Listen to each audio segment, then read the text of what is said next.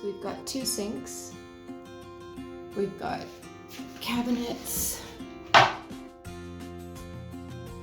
We've got drawers. Looking up, but we've got our drawers. 2 sets of drawers.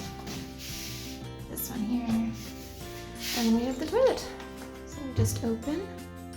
So we've got toilet brush, shut off, and toilet.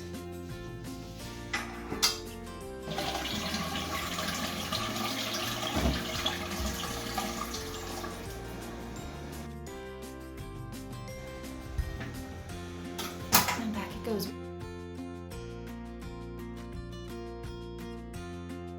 Everything is symmetrical because it looks quite nice at the end of the day.